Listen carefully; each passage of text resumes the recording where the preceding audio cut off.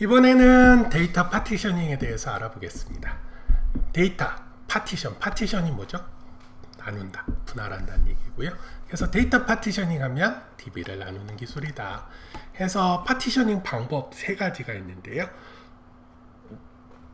죄송합니다. 세 가지 뭐냐면 첫 번째는 이제 수평 분할, 두 번째는 수평이 있었으니까 이제 또 수직 분할하겠죠. 그리고 세 번째는 이제 하드디스크의 디렉토리 폴더처럼 한다고 해서 디렉토리 베이스드 파티셔닝이 있는데요. 자, 호리존탈 파티셔닝은 뭐냐면 가로로 한다. 그게 뭐냐면 레인지를 잡는다. 가로로. 세로로 레인지를 잡지 않나요? 근데 보통 세로는 뎁스를 잡는다고 많이 얘기를 하는 것 같아요. 그래서 레인지를 잡는다 그러면 수평 분할. 그러니까 우편번호 같은 경우 0에서 1000까지, 1001에서 2000까지, 2001에서 3000까지 그렇게 잡는 거고요. 장점은 일단 심플하죠. 그냥 또 뭐 정적 분할표는 동적으로 움직이면 안 되죠. 나중에 그걸 가지고 그 범위에 따라서 데이터를 찾아가야 되니까요. 정적 분할표를 가지고 하는 장점이 있는데, 두 번째로 이거를 또 잘 분할을 해야 돼요. 그렇지 않으면 만약에 우편번호 1부터 1000까지는 뭐 저쪽 뭐 전라도 무안 같이 인구 밀도가 낮은 데고 1001에서 2000까지는 서울 강남이라고 했었을 때 이 두 군데 분포가 확 틀리겠죠? 같은 번호대라도. 그렇기 때문에 그게 어느 정도 될 것인가를 잘 예측해서 나눠야 되거든요. 그러니까 만 단위로 나누거나 그러면 안 된다는 얘기죠. 그렇지 않으면 이제 분포가 불균형해서 어느 서버에는 데이터가 엄청 많이 쌓였는데 어느 서버에서는 진짜 몇 프로 안 쌓였어요. 그런 경우가 발생한다는 얘기고요. 두 번째 버티컬 파티셔닝은 카테고리별로 나누는 거예요. 그냥 의미론적으로. 그래서 A라는 서버는 고객 정보만 다 넣고, B라는 서버는 사진만 넣고, 세 번째는 상품 정보만 넣고 하는 식으로 데이터를 나누는 그런 방식을 수직 분할이라고 하고요. 마지막으로 디렉토리 베이스드 파티셔닝은 그 디렉토리를 베이스 기반으로 한 파티셔닝인데 PC의 디렉토리 폴더랑 똑같다고 보시면 돼요. 그래서 따로 얘는 별도의 디렉토리 서버가 있어요. 그래서 이 디렉토리 서버는 뭐를 가지고 있냐면 튜플, 어떤 레코드가 어디에 들어있는지, 그 DB의 그 어느 위치에 있는지를 키와 밸류로 해서 다 갖고 있어요. 그렇기 때문에 이거는 그 어떤 뭐 디렉토리 서버가 어떤 딕셔너리 개념으로 들어간 거죠. 그래서 뭘 하나를 해서 찾는 개념. 그렇기 때문에 얘는 장점이 뭐냐면 굉장히 이거 두 개 자체가 언제든지 위치를 바꿔줄 수가 있어요. 그쵸?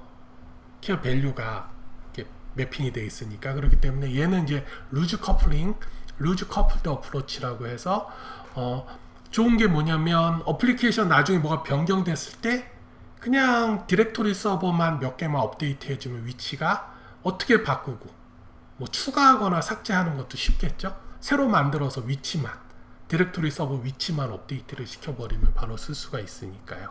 그래서 그런 부분은 이제 굉장히 좋다는 장점이 있고요. 단점은 아무래도 한번 디렉토리 서버를 쓰니까 그만큼 좀 느려지겠죠. 그리고 만약에 디렉토리 서버 자체가 고장이 났다 그러면은 완전히 데이터 자체가 이게 어디에 연결되어 있는지 모르니까 굉장히 큰 문제가 있고요. 그렇기 때문에 얘는 디렉토리 서버는 굉장히 중요하기 때문에 얘는 이제 서비스 자체를 복제해 가지고 백업으로 하나 갖고 있는 그런 식으로 운영을 해야 될 것 같습니다. 다음 파티셔닝 크리테리아 기준별 나누는 걸 해볼게요. 크게 네 가지 있습니다. 첫 번째는 key or hash based partition이라고 해서요. 키 값을 해시에 넣어서, 그러니까 해시 펑션에 넣어서 나온 값을 서버의 인덱스하고 매핑을 시키는 거예요. 그래서 해시 펑션 보시면 키 값, 그러니까 뭐 유저 아이디나 뭐 여러 가지 프라이머리 키가 있잖아요. 그거를 뭐로 나누냐면 지금 갖고 있는 서버대 수로 나눕니다. 그러니까 이제 아이디에 만약에 서버가 10개가 있다면 10으로 나누면 0에서 9까지 다 아이디가 나올 거니까 그거에 맞춰서 가까이 서버에 들어가는 거고요. 장점은 굉장히 심플해서 되게 좋습니다. 근데 단점은 확장하기가 힘들어요. 왜냐하면 서버가 10개였는데 11개가 됐어요. 그러면은 어떻게 될까요? 이거 그런다고 11로 해주면 그 다음에는 기존에 있는 거와 새로운 거와 해시 구성표가 틀려지기 때문에 그렇게 추가를 못 하거든요. 그래서 나온 해결 방법이 콘시스턴트 해싱이라고 해서 일관성 해싱이라는 방법으로 해결을 하죠. 그렇지 않고 확장을 한다 그러면 나중에는 뭐 다시 처음부터 다시 리파티셔닝을 해가지고 해시 펑션 대비 집어넣는 거를 또 새로 다시 집어넣는 수밖에 없습니다. 두 번째는 이제 리스트 파티션이라고 해서 아까 그 버티컬 파티셔닝 있었죠? 위에 이거랑 비슷합니다. 의미론적으로 나누는 거예요. 그래서 뭐 아시아에는 한국, 일본, 중국, 태국 이런 식으로 이렇게 의미로 나누는 그런 것들을 이제 리스트 파티셔닝이라고 하고요. 세 번째 라운드 로빈 파티셔닝은 서버의 순서대로 애들한테 과자 준다라고 생각하시면 돼요. 너 하나, 너 하나, 너 하나, 너 하나. 하나씩 다 받았지? 그럼 이제 또 두 개씩 받는다. 너 둘, 너 둘, 너 둘, 너 둘. 너 셋, 너 셋, 너 셋, 너 셋 해가지고 나눠주는 방식. 아이들 과자 나눠주기라고 생각하시면 기억하시면 딱 좋을 것 같아요. 그리고 마지막은 뭐 이것저것 섞어서 쓰자는 얘기죠. 컴포지트 파티션이라 그래서 위 세 개의 기법을 적절히 활용하는. 그러니까 첫 번째는 어떤 뭐 리스트 파티셔닝을 의미상으로 나눴다가 그 다음에는 이제 라운드 로빈 방식으로 하나씩 주는 형태로 한다. 그 얘기는 뭐 한국이 너무 많아. 그럼 한국은 라운드 로빈 방식으로. 한국 1, 한국 2, 한국 3, 한국 4 뭐 그런 식으로 나눠주는 방식 그런 방식으로 할 수 있고요. 문제점이 뭐냐면 아까 RDBMS가 수직 그러니까 전전차수의 RDBMS가 수평 확장이 어렵다고 얘기한 것 같은데요. 얘는 이제 파티션과 쿼리를 수행할 수가 없어요.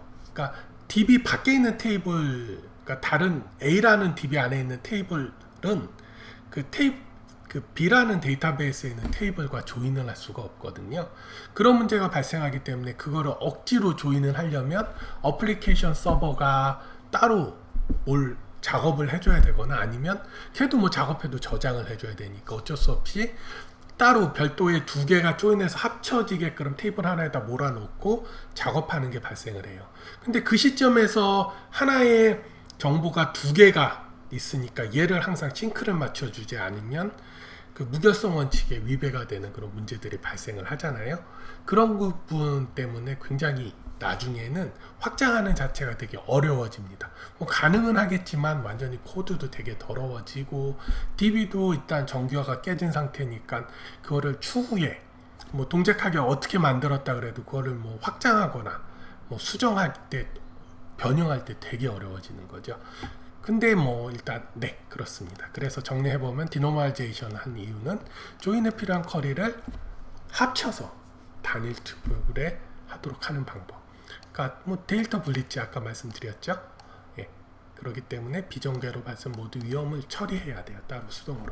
그리고 두 번째는 이제 포린 키를 사용을 못합니다. 그래서 참조 무결성 적용하지 못하고요.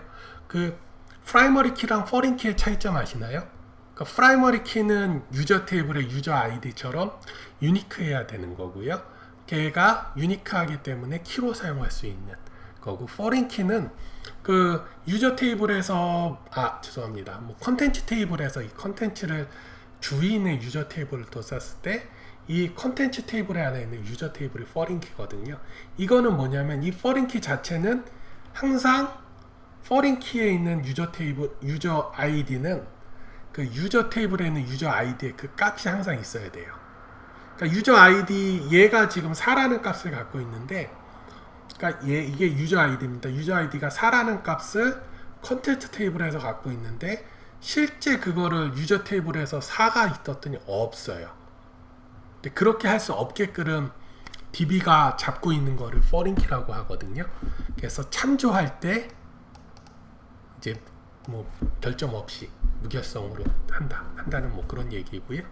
그리고 이러하면 데이터 붕괴가 불균형하고 특정 파티션을 불균형하니까 어느 한쪽에만 데이터가 많이 쏘여서 그거를 이제 계속 또 클라이언트가 더 많이 요청하는 것들을 더 많이 뱉어내야 되고요. 데이터 많이 갖고 있으니까요. 뭐 그럴 경우 이제 특정 파티션에 많은 부하가 간다는 얘기고요. 그럴 때는 이제 더 많은 파티션 생성해야 되고 기존 파티션을 재조정해야 되는데 파티션 구성법 변경하면 어떻게 되죠? 처음부터 다시 해야 되죠. 처음부터 다시 이제 파티션 잡아야 되고 모든 데이터가 새 위치로 이동한다네요. 그러다 보면 어쩔 수 없이 다운타임이 발생할 수도 있죠. 수정하면서. 그러니까 일단 제가 보기엔 파티션 구성표 변경하면 데이터 자체를 처음부터 다시 파티션을 해야 되기 때문에 그게 끝날 때까지는 아마 백업본을 만들어 놓지 않으면 다운타임 발생할 가능성이 크죠. 그러니까 발생하지 않게 하기가 되게 힘들게 되는 거죠. 자, 그럼 여기까지 하겠습니다. 수고하셨습니다.